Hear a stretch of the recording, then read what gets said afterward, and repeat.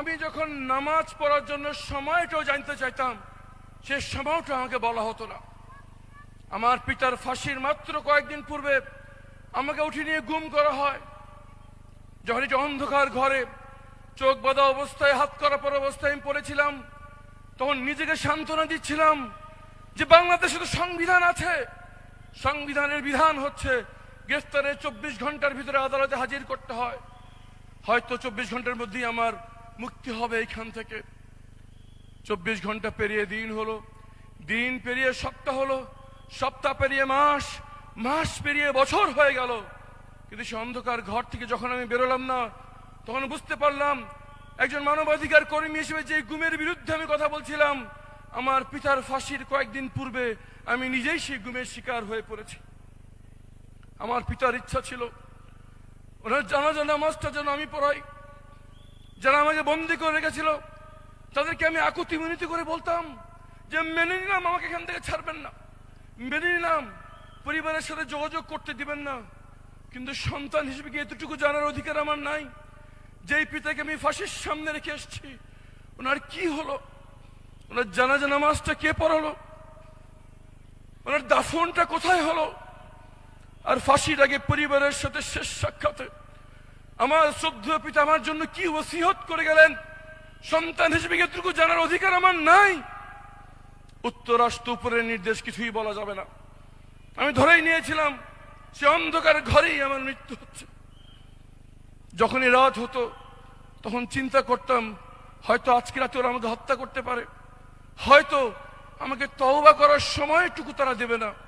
এই জন্য যখনই রাত হতো তখনই তওবা করে তৈরি থাকতাম এবং আল্লাহকে বলতাম আমি তওবা অবস্থায় আছি, যদি আমাকে আজকে রাতে ওরা হত্যা করে, এই তওবার বদলে আল্লাহ তুমি আমাকে ক্ষমা করে দিও। যে রাতে তারা আমাকে টেনে হিচ্ছে সেই ঘর থেকে বের করছিল, আমি মনে করেছিলাম যে আমাকে হত্যা করা হচ্ছে। আমি সূরা ইয়াসিন পড়া শুরু করলাম যাতে মৃত্যুটা সহজ হয়, কিন্তু পরে জানতে পারলাম আমাদের দামাল ছেলেরা, আমাদের বাচ্চা ছেলে মেয়েরা জীবন দিয়ে বাংলাদেশের মাটি থেকে ফ্যাসিবাদকে বিতাড়িত করে দিয়েছেন। এই জন্য আমি ফিরে এসেছি আপনাদের কাছে। সম্মানিত উপস্থিতি, আমাদের বাচ্চারা, আমাদের বাবা মারা জীবনের ঝুঁকি নিয়ে 5 আগস্ট যখন মাঠে নেমে পড়েছিল, তারা জানতো না আজকেই তাদের বিদায় হচ্ছে। তারা মোবাইল লক স্ক্রিনে তাদের নাম, ঠিকানা, ব্লাড গ্রুপ রেখে এই জন্য নেমেছিল যে হয় দাবি আদায় হবে, নাহলে তারা মৃত্যুবরণ করবে। যখন তারা সব দিয়ে নেমে পড়েছিল, আল্লাহর সাহায্য আসমান থেকে নেমে এসছে। সম্মানিত ভাইয়ের আমার, এতগুলো মায়ের বুক খালি হয়ে, এতগুলো বাচ্চা ছেলে মেয়ের চোখ হারানো, হাত হারানো, পা হারানোর বিনিময়ে আমরা যে দ্বিতীয় স্বাধীনতা পেয়েছি, তা শুধুমাত্র একটি ভোটের জন্য নয়। তারা চেয়েছে একটি নতুন বাংলাদেশ। বাংলাদেশ মানুষ হাঁপিয়ে উঠেছে পুরনো রাজনীতিতে, তারা হাঁপিয়ে উঠেছে পেশি শক্তির প্রভাব, তারা হাঁপিয়ে উঠেছে কালো টাকার প্রভাবে, তারা হাঁপিয়ে উঠেছে দুর্বৃত্তদের রাজনৈতিক ক্ষমতায়নে। তারা দেখতে চায় নতুন নেতৃত্ব। তারা স্বপ্ন দেখে এমন একটি বাংলাদেশের যেখানে এমন কিছু লোক দেশ নেতৃত্ব দিবে যাদেরকে অন্তত আর যাই হোক টাকা দিয়ে কেউ কিনতে পারবে না। সেই নেতৃত্ব ইনশাআল্লাহ বাংলাদেশকে উপহার দেবে 10 দলের পক্ষ থেকে তাদের নেতা হিসেবে আমাদের সবার প্রাণপ্রিয় নেতা ডাক্তার শফিকুর রহমান ইনশাআল্লাহ। উনি যখন হৃদরোগে আক্রান্ত হয়ে অসুস্থ হয়ে পড়লেন, সবাই তাকে বলল যে আপনার বিদেশে চলে যান চিকিৎসার জন্য। উনি বলেছিলেন যে যেখানে আমার দেশের অধিকাংশ মানুষ দেশের বাইরে যাওয়ার চিকিৎসা তারা যেতে পারে না, সেখানে তাদের প্রতিনিধি হয়ে আমি কিভাবে দেশের বাইরে যাই। উনি জীবনের ঝুঁকি নিয়ে হলেও বাংলাদেশে চিকিৎসা করিয়েছেন। ভাইয়ের আমার, এরকমই নেতা আমরা চাই। তারা সবসময় সর্বাবস্থায় দেশের সামনে থাকবে। তারা নির্ভয় বলবে হয় মাতৃভূমি না হয় মৃত্যু, ইনশাআল্লাহ। ভাইয়ের আমার, ফ্যাসিবাদের কিছু মাথা পালিয়েছে শুধু, কিন্তু প্রশাসনের রন্ধে রন্ধে এখনো ফ্যাসিবাদের অঙ্গ প্রত্যঙ্গ ঘাপটি মেরে বসে আছে। দেশ নিয়ে গভীর ষড়যন্ত্র হচ্ছে। কিন্তু বাংলাদেশের মানুষ বারবার দেখিয়েছে, যখন ছাত্র জনতা মাঠে নেমে আসে তখন পর্বত সমান শক্তিও বিলীন হয়ে যায়। যতই ষড়যন্ত্র করুক, যত অশুভ শক্তি চক্রাক, ইনশাআল্লাহ 12 তারিখ বাংলাদেশের মানুষ আরো একবার রাস্তায় নেমে এসে জনগণের বিজয় নিশ্চিত করবে ইনশাআল্লাহ।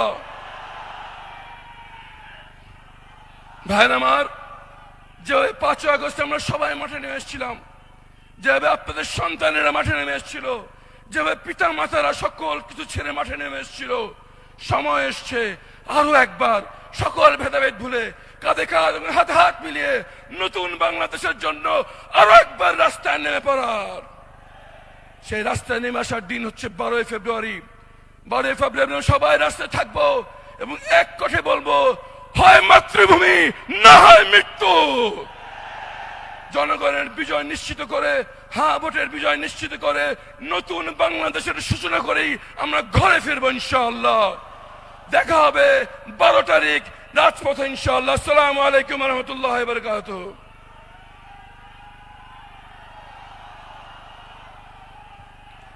সংগ্রামী উপস্থিতি, বাংলাদেশের এই জমিনে অদূর ভবিষ্যতে আমরা আর কোনো আয়নাঘর দেখতে চাই না। ভবিষ্যতে যদি কেউ আয়নাঘর প্রতিষ্ঠা করার চিন্তা করে, ভবিষ্যতে যদি এই জমিনে কেউ ফ্যাসিবাদ কায়েমের চিন্তা করে, এই প্রজন্ম তাদের ঘর চেপে ধরবে ইনশাআল্লাহ। সংগ্রামী উপস্থিতি, এই পর্যায়ে বক্তব্য নিয়ে আসছেন বিশিষ্ট রাজনীতিবিদ মেজর অবসরপ্রাপ্ত জনাব আখতারুজ্জামান। এই পর্যায়ে বক্তব্য নিয়ে আসার জন্য অনুরোধ করছি মেজর অবসরপ্রাপ্ত জনাব আখতারুজ্জামানকে। বাংলাদেশকে সুন্দর সোনার বাংলা বুঝিয়ে দেবেন মানুষকে।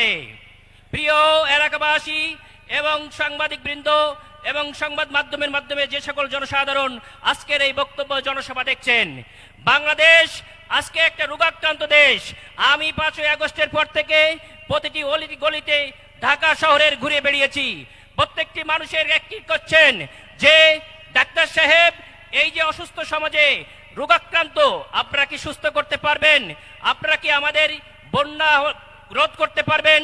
আপনারা কি আমাদের এই দুঃশাসন বন্ধ করতে পারবেন? আপনারা কি আমাদেরকে চাঁদাবাজি বন্ধ করতে পারবেন? আপনারা কি আমাদের এই যে অধিকার হনন করছে, পাথর কাণ্ড করছে, যে ছাগল কাণ্ড করছে, এগুলো প্রতিরোধ করতে পারবেন?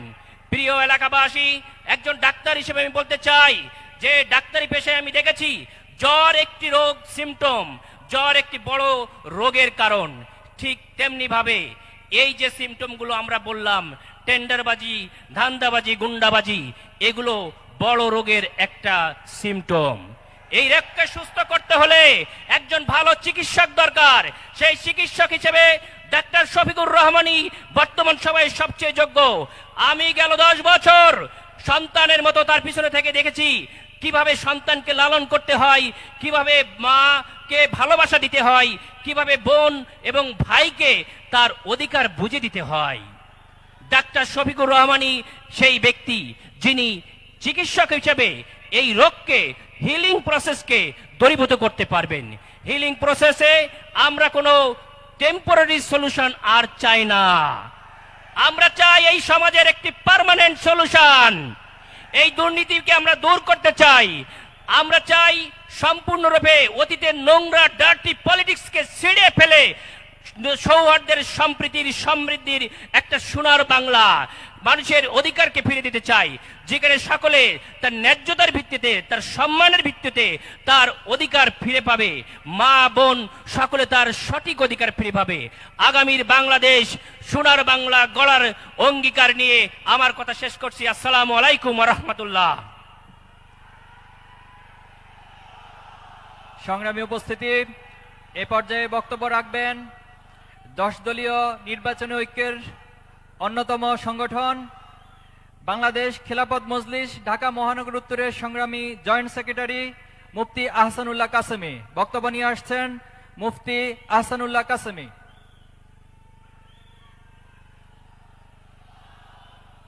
আসসালামু আলাইকুম ওয়া রাহমাতুল্লাহি ওয়া বারাকাতুহু। হামিদাও ওয়া মুসাল্লিয়াও ওয়া মুসাল্লিমা আম্মা বা'দ। ফাআউযু বিল্লাহি মিনাশ শাইতানির রাজীম। কুল জাআল হক ওয়া যাহাকাল বাতিল ইন্নাল বাতিলা কানা যাহুকা। আজকের এই মহাসমাবেশে উপস্থিত সকলকে ধন্যবাদ জানাই। বাংলাদেশ খেলাফত মজলিসের পক্ষ থেকেও ধন্যবাদ জানাই। যদি আমরা ন্যায় ইনসাফ রাষ্ট্র প্রতিষ্ঠা করতে চাই, তাহলে আগামী দিনে ডক্টর শফিকুর রহমান সাহেবকে প্রধানমন্ত্রী বানাইতে হবে। কথা বলেন ঠিক কিনা? জুলাই আগস্ট আন্দোলন হয়েছিল স্বৈরাচারী শাসক থেকে মুক্ত থাকার জন্য। আগামী দিনেও যদি আমরা স্বৈরাচারী শাসক থেকে মুক্ত থাকতে চাই, তাহলে আগামী দিনে বাংলাদেশ জামাত ইসলামকে রাষ্ট্র পরিচালনা করতে হবে। কথা বলেন ঠিক কিনা? আগামী দিনের প্রধানমন্ত্রী হবেন ডক্টর শফিকুর রহমান।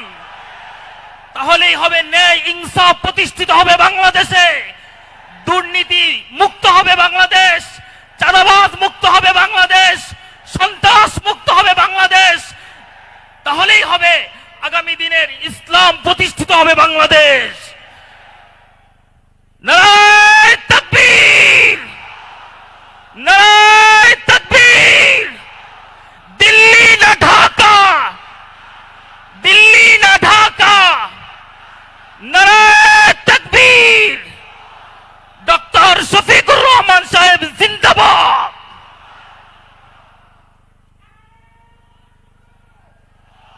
সংগ্রামী উপস্থিতি, এ পর্যায়ে বক্তব্য নিয়ে আসার জন্য অনুরোধ করছি যিনি হাসিনার জুলুমতন্ত্রের আয়নাঘর থেকে ফেরত এসেছিলেন, আমাদের সকলের শ্রদ্ধেয় কর্নেল হাসিনুর রহমান বীর প্রতীক।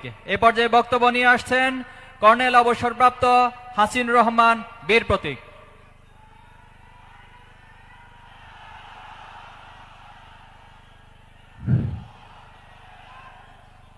বিসমিল্লাহির রহিম। উপস্থিত সবাই আসসালামু আলাইকুম। আমরা এক রক্তক্ষয়ী যুদ্ধের মাধ্যমে আজকে এখানে উপনীত। রক্ত আমরা ৭১ সালেও দিয়েছি, কিন্তু ফসল তুলতে পারি নাই। সম্পূর্ণ ফসল আওয়ামী লীগ তুলে নিয়ে গেছে।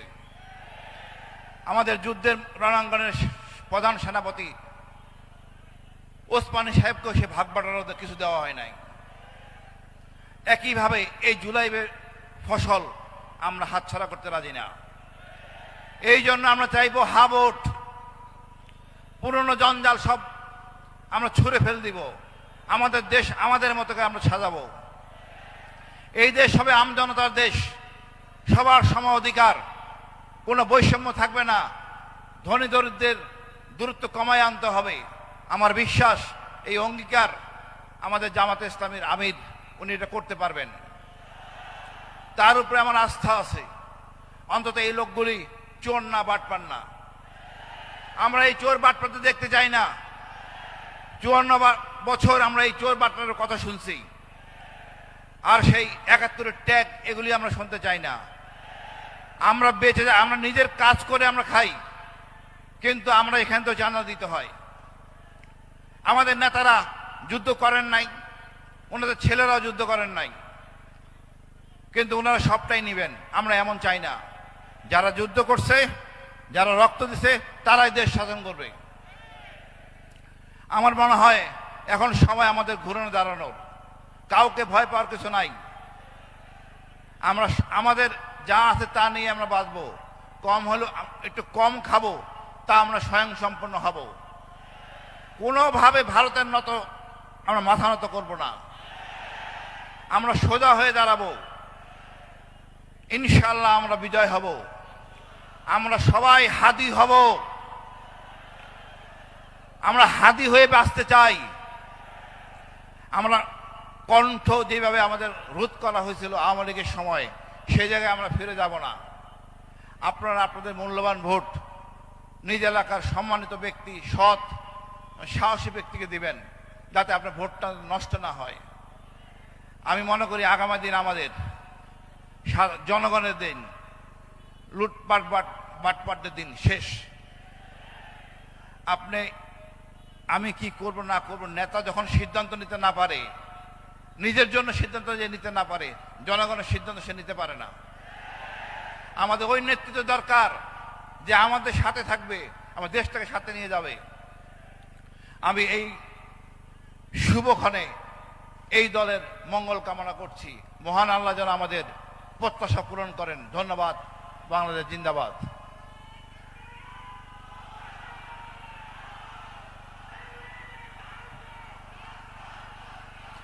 সংগ্রামী উপস্থিতি, এ পর্যায়ে বক্তব্য নিয়ে আসছেন যিনি হাসিনার জুলুমতন্ত্রের অন্যতম প্রতীক, আয়নাগড় থেকে আমাদের মাঝে ফিরে এসেছেন, বাংলাদেশ ইসলামী ছাত্র শিবিরের সংগ্রামী প্রথম কেন্দ্রীয় সভাপতি মীর কাশেম আলী ভাইয়ের সুযোগ্য সন্তান, ঢাকা 14 আসনের সংসদ সদস্য প্রার্থী ব্যারিস্টার আহমেদ বিন কাশেম আরমান। এই পর্যায়ে বক্তব্য নিয়ে আসছেন ব্যারিস্টার আহমেদ বিন কাসেম আরমান।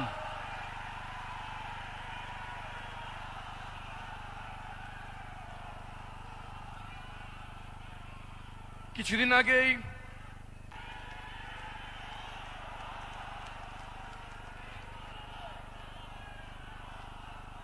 বিসমিল্লাহির রহমানির রহিম।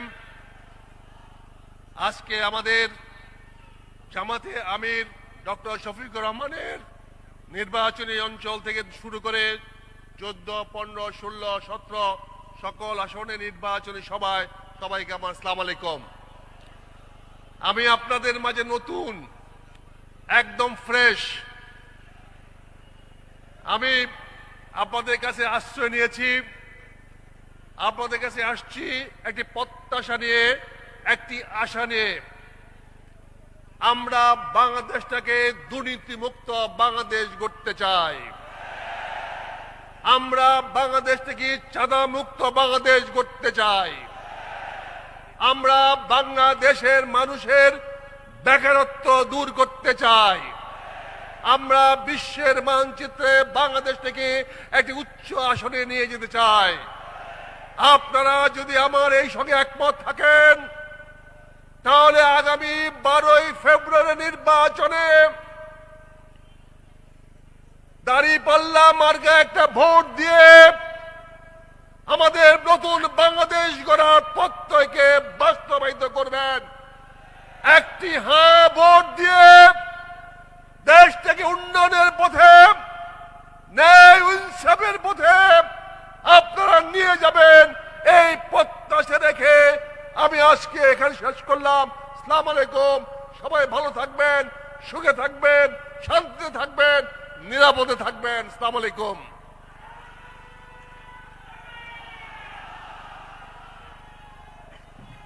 সংগ্রামী উপস্থিতি, এ পর্যায়ে সংক্ষিপ্ত বক্তব্য রাখার জন্য অনুরোধ করছি বাংলাদেশ খেলাফত আন্দোলনের মজলিসে শুরার অন্যতম সদস্য, শিল্প বাণিজ্য নাজেম মাওলানা তাওহিদুজ্জামান। জনাব মাওলানা তাওহিদুজ্জামানকে বক্তব্য রাখার জন্য অনুরোধ করছি। আসসালামু আলাইকুম ওয়া রাহমাতুল্লাহ। লা ইন শাকারতুম লা আযীদান্নাকুম ওয়া লা ইন কাফারতুম ইন্নাল আযাবি শাদীদ। নারায়ে তাকবীর, নারায়ে তাকবীর। গোলামি না আজাদি। আমরা এই দেশকে নতুন করে গড়তে চাই। আমি যে আয়াতটা পড়েছি সেটা হলো যে শুকরিয়ার কথা। জনগণ যদি সে ভুলে যায়, শুকর না করে, তাহলে আল্লাহ রব্বুল আলামিনের পক্ষ থেকে সেই শুকরিয়া আদায় না করার কারণে কঠিন শাস্তির কথা বলা হয়েছে। অতএব কারণে আমরা যদি এই ফ্যাসিস্টে বিদায় করেছি, নতুন ফ্যাসিস্টের তৈরির রাস্তাগুলো বন্ধ না করি, চাঁদাবাজ, ধান্দাবাজ এবং এই দেশকে যারা গুলামিতে পরিণত করতে চায় তাদেরকে যদি বর্জন না করি, নতুন বাংলাদেশ গড়ার কোনো স্বপ্ন যদি না দেখি, তাহলে আমাদের উপরে কঠিন শাস্তির ব্যবস্থা আল্লাহ পাকের পক্ষ থেকে হবে, মনে রাখেন।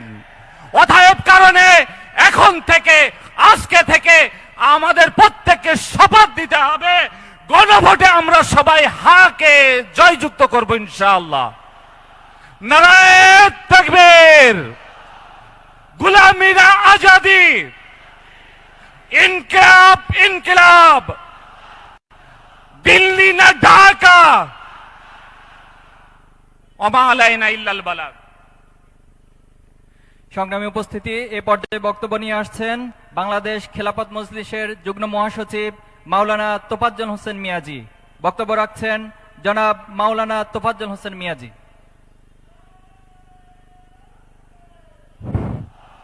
আসসালামু আলাইকুম ওয়া রাহমাতুল্লাহ।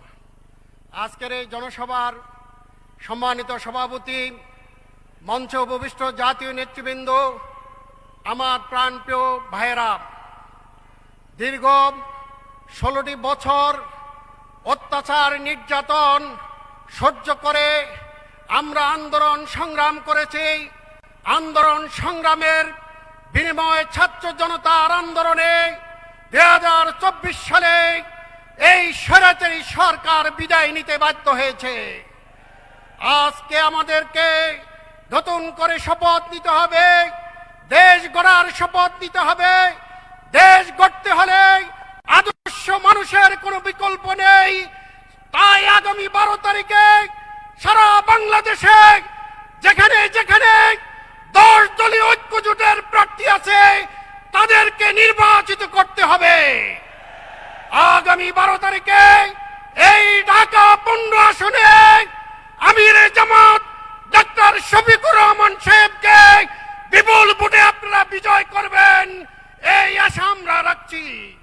সংগ্রামী ভাইয়েরা, সারা বাংলাদেশে আমাদের যে সমস্ত প্রার্থী আছে 10 দলের, সকলের জন্য আপনারা কাঁধে কাঁধ মিলিয়ে কাজ করবেন।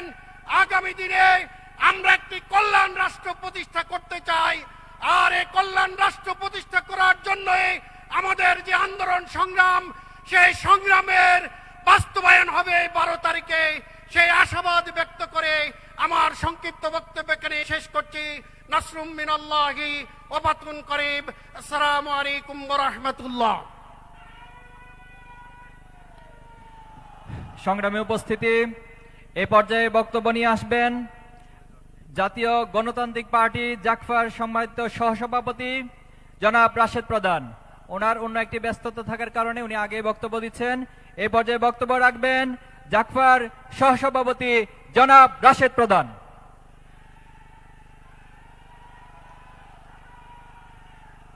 বিসমিল্লাহির রহমানির রহিম।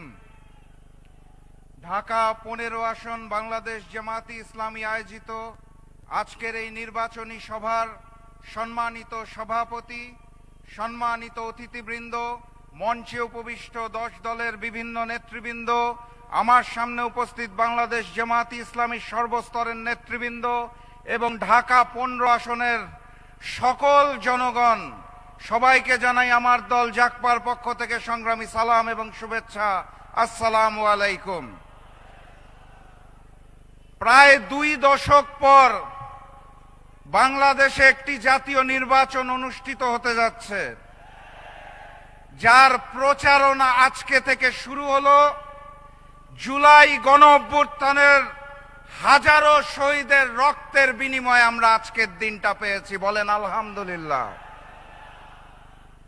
আজকে এখানে আমাদের অত্যন্ত আনন্দ ঘন পরিবেশে, উৎসব মুখর পরিবেশে প্রচারণা করার কথা ছিল, সেটা হচ্ছে।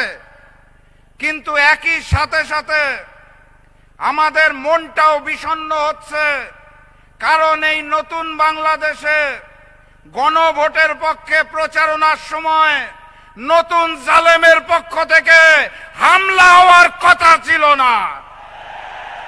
মসজিদে প্রবেশ করে তারা আমাদের উপর হামলা করেছে, আমাদের বোনদের উপর হামলা করেছে। ঢাকা 15 আসনের জনগণকে জানিয়ে দিতে চাই, মাথা উঁচু করে জবাব দিবেন। নতুন বাংলাদেশে নতুন জালেম চলবে না, জবাব হবে 12 তারিখে। আমরা শান্তি চাই, কিন্তু কেউ যদি অশান্তি সৃষ্টি করতে চায় তাহলে আমরা শহীদ হতে জানি, আমরা রুখে দাঁড়াতে জানি। ওই একটি বৃহৎ দল নতুন করে প্রচারণা করার চেষ্টা করছে না ভোটের পক্ষে। আপনারা তাদেরকে জানিয়ে দিবেন, যারা পাথর দিয়ে মানুষ হত্যা করে তাদের জন্য না, যারা চাঁদাবাজি করে তাদের জন্য না, যারা নতুন স্বৈরাচার তাদের জন্য না, আগামীর বাংলাদেশের জন্য আমরা সবাই হাঁ। অতএব গণভোটে হাঁকে জয়যুক্ত করতে হবে। সম্মানিত সাথী এবং বন্ধুগণ, আমি অত্যন্ত সৌভাগ্যবান। একটি আসনে নির্বাচন করার কথা ছিল, ঐক্যের বৃহত্তর স্বার্থে নির্বাচন করছি না, এখন 300 আসনে প্রচারণা করতে পারবো আলহামদুলিল্লাহ। এবং প্রচারণা শুরু করলাম আমিরে জামাত ডাক্তার শফিকুর রহমানের সমাবেশ দিয়ে আলহামদুলিল্লাহ। ঢাকা 15 আসনের জনগণ আমার চেয়েও সৌভাগ্যবান। কারণ কি, বাংলাদেশের 300 আসনের 299টা আসনে জনগণ ভোট দিবে আগামীর এমপি বানানোর জন্য। ঢাকা 15 আসনের জনগণ ভোট দিবে বাংলাদেশের আগামী প্রধানমন্ত্রী নির্বাচন করার জন্য। আপনারা এমপি নির্বাচন করবেন না, আপনারা প্রধানমন্ত্রী নির্বাচন করবেন ইনশাআল্লাহ। কথাবার্তা পরিষ্কার। ডাক্তার শফিকুর রহমান বলে দিয়েছে ঐক্যবদ্ধ বাংলাদেশ। আমরা সেই ঐক্যবদ্ধ বাংলাদেশ, আমরাই বাংলাদেশ, বাম বিএনপি বনাম ঐক্যবদ্ধ বাংলাদেশ। আমরা আগামীর বাংলাদেশে ওই নতুন স্বৈরাচার আর ফ্যাসিজম চাই না। আমরা আগামীর বাংলাদেশে ভারতীয় আধিপত্যবাদ চাই না। অতএব বাম বিএনপিকে না বলুন, গণভোটে হ্যাঁ বলুন, 10 দলের প্রতীকে হ্যাঁ বলুন। আবারও দেখা হবে, আবারও কথা হবে ইনশাআল্লাহ। সারা দেশ সফর করব এবং সবাই মিলে ইনশাআল্লাহ আগামীর বাংলাদেশ গড়ে তুলব। বিজয়ের পথে যাত্রা শুরু, জীবন অথবা মৃত্যু। আসসালামু আলাইকুম।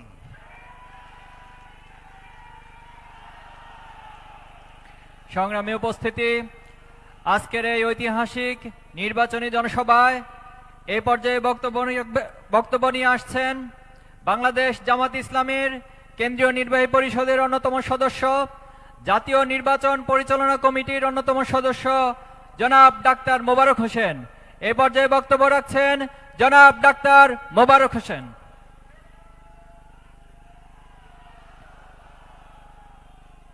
বিসমিল্লাহির রহমানির রহিম। আলহামদুলিল্লাহি রাব্বিল আলামিন। আজকের এই নির্বাচনী ট্রেনের প্রথম সমাবেশের সম্মানিত প্রধান অতিথি, মানবিক বাংলাদেশ গড়ার কারিগর, বাংলাদেশকে দুর্নীতিবিহীন একটি বাংলাদেশ গড়ার কারিগর এবং এই 15 আসনকে জঞ্জাল মুক্ত করার কারিগর জনাব ডাক্তার শফিকুর রহমান, সম্মানিত জাতীয় নেতৃবৃন্দ, 15 আসনের সম্মানিত ভাইরা, আসসালামু আলাইকুম ওয়া রাহমাতুল্লাহি ওয়া বারাকাতুহু। রাশেদ প্রধান বক্তৃতা দেওয়ার পরে তার চেয়ে গলা উঁচা বক্তা না হলে পরে আপনারা যারা সামনে বসে আছেন তাদের মনের খোরাক হবে না। ইতিমধ্যে বক্তব্য দিতে দিতে আমার গলা ভেঙে গেছে। দু একটি কথাই বলতে চাই। আপনারা এমন একজন প্রার্থী পেয়েছেন যেটা রাশেদ প্রধান উল্লেখ করেছে। আপনাদের জন্য সৌভাগ্য যে আপনারা এই আসন থেকে বাংলাদেশের প্রধানমন্ত্রী বানাবেন। কয়েকদিন ধরে এই এলাকার কিছু সন্ত্রাসীরা ইলেকশনের কার্যক্রমকে ব্যাহত করার জন্য নানা ধরনের অতৎপরতা চালাচ্ছে। আমরা সুস্পষ্ট ভাষায় কালকে প্রতিবাদ সভার মাধ্যমে তাদেরকে জানিয়ে দিয়েছি, কোন অপতৎপরতা আগামীর 12 তারিখের বাংলাদেশ নির্বাচনকে ব্যাহত করতে পারবে না। নির্বাচন কমিশনের উদ্দেশ্যে বলতে চাই, লেভেল প্লেইং ফিল্ড তৈরি করবেন। আজকে সকাল পর্যন্ত আমাদেরকে অনেক কার্যক্রম থেকে আপনারা বাধা দিয়েছেন, মাইক লাগাতে নিষেধ করেছেন, 3টি মাইক দিয়ে এত বিশাল জনসভা চালানোর কথা বলেছেন, অথচ সিলেটে শত শত মাইক দিয়ে অনুষ্ঠান চলছে। এই ধরনের বৈষম্য আমরা আর বরদাস্ত করব না। বাংলাদেশ জামাত ইসলামের আমির, জাতীয় নেতা, ওনার সকল প্রোগ্রাম অন্যান্য প্রোগ্রামের মতোই হতে হবে, নাইলে আমরা এখান থেকে তীব্র প্রতিবাদ জানাচ্ছি। কোন ধরনের বৈষম্য আমরা বরদাস্ত করব না। সম্মানিত ভাইরা, আপনারা সুশৃঙ্খল ভাবে এসেছেন। অনেকে উচ্ছৃঙ্খলতা তৈরি করতে চাচ্ছে। আমরা আগামী 12 তারিখ পর্যন্ত আমরা ধৈর্য সহকারে সকল শক্তির মোকাবিলা করব ইনশাআল্লাহ। আল্লাহ আমাদেরকে মঞ্জিল মকসুদে আগামীর 12 তারিখে বিজয়ের মাধ্যমে, বিজয়ের পতাকা নিয়ে, বিজয়ের স্লোগান দিয়ে আসার তৌফিক দান করুক। আসসালামু আলাইকুম ওয়া রাহমাতুল্লাহি ওয়া বারাকাতুহু।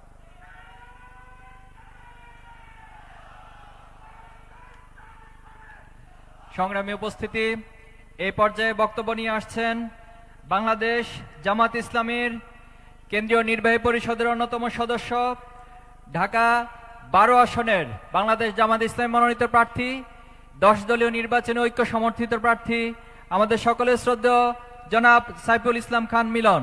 জনাব সাইফুল আলম খান মিলন ভাইকে এই পর্যায়ে বক্তব্য রাখার জন্য সবিনয় অনুরোধ করছি।